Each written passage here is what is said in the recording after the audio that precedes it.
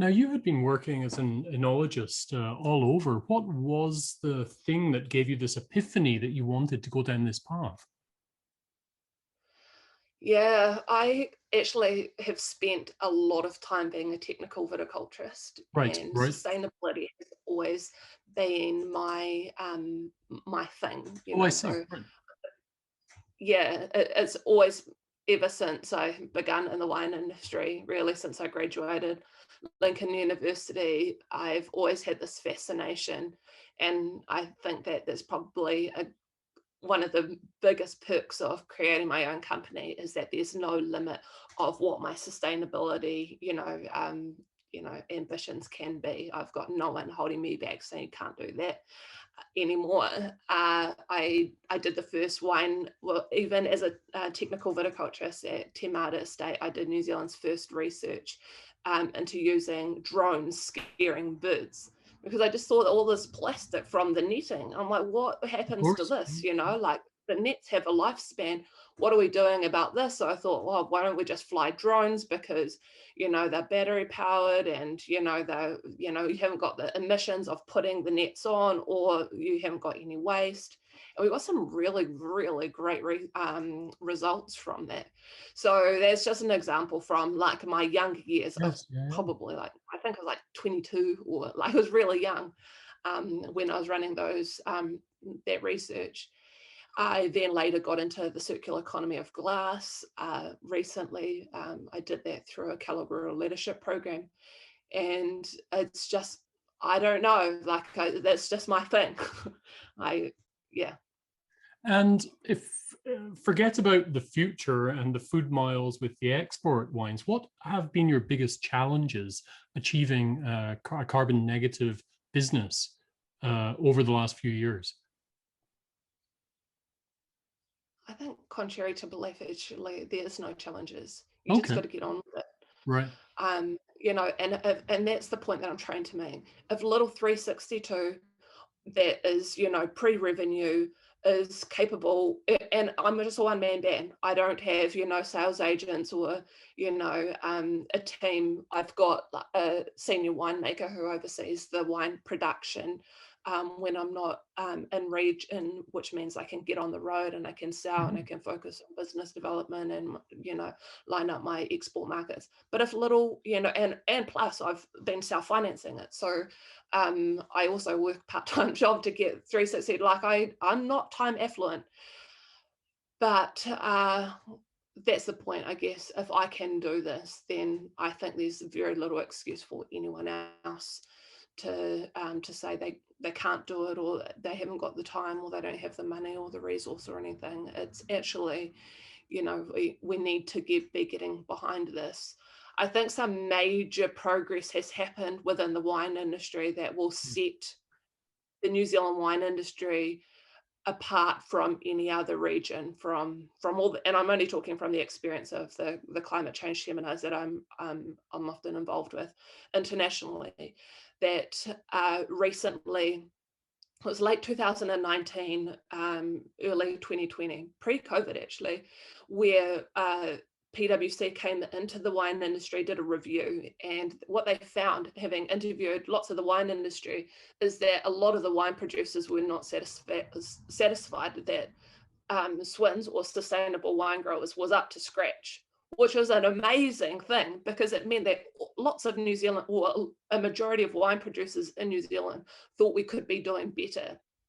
So with that, we got a new, hand in hand, it wasn't one way or another, but we got a new sustainable wine growers manager, Mhm. and his name is Dr. Ed Massey, and he has led some serious transformation with our accreditation. And the accreditation is now very quantitative. We went through and did an entire refresh, and now producers are expected to measure and quantify the liters of diesel that they're putting on, the liters of water that they're putting on, the kilowatts of electricity use, all of those metrics required in the production of grape growing and winemaking are now in a quantitative data form. So in time, that's going to equal out the playing field, because all of that data can get collated, and you can have regional averages and say that regional average in Marlborough to produce one bottle of wine requires X amount of diesel, or X amount of water, or X amount of kilowatts, or so on and so forth. Here is the benchmark. Here's how you can get better. And we're all, as much as measuring is important, we're also constantly looking at reducing. So if we know in our vineyards, our biggest stationary carbon output is pumps from irrigation, or irrigation or frost fighting or windmills, or so on and so forth, then we can figure out what are some more sustainable ways of making that. Is it adding things to our diesel to make them burn cleaner, or whatever? So yeah, as much as calculating our carbon footprint is also a very good start of where we need to start reducing, and where is the highest impacts of where reducing can make a big impact. Well, it's admirable what you're doing there, that's for sure. And not only you personally with 362, but also the New Zealand wine industry as a whole is leading the world right now when it comes to sustainability. What do you put that down to? Excellent leadership. Right. I think that Ed Massey,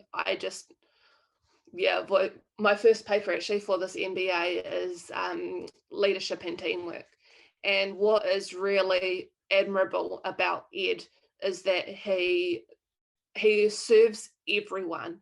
He looks after the little wine regions that are often underrepresented. Yes. Particularly in Northland. So some real challenges in Northland, that lots of them are not sustainable wine growers certified, because they've got an acre here, an acre there, and so the compliance cost for the really little guys is actually ridiculous. Plus they've got logistic issues that they don't have their own winery, so they all have a ton, 2 tons of grapes or whatever. They'll bring it into one winery, and that winery needs, so there were holes in the system, and Ed's gone in and he's patched those up, and he listens, and he goes into those regions, and he talks, and he asks questions, and he's very proactive in the respect that he will listen to everyone, and he has a proven record of getting things done.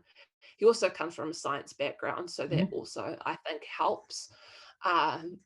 But I think, we've got amazing leadership, but in general, I think that Kiwis care. Like Kiwis, it's not in our, DNA to pollute or ruin. Like Kiwis love our backyard. We love our resources. We love fishing. We love hunting. We want to leave this place a better one, and particularly with younger people coming in. Our vineyard manager, young dude, early 30s, he cares, because he sees that if he has his children and they want to get into wine, that he wants to leave the place better for them too. So I think that the New Zealand wine industry is going through a transformation, that the old guys that have been there right from the very beginning, that have all these bad habits, are slowly retiring, and teaching. We've got a lot to learn from them as well, and they're handing over the reins to the younger generation of vineyard managers and winemakers that are commanding change, that are taking sustainability pretty seriously. Well, Alice, thank you very much for joining us at Good Food Revolution today and sharing your passion for sustainability. We look forward to catching up with you once again in the future. Have yourself a wonderful day down there in New Zealand. Bye for now. Will do. Thank you.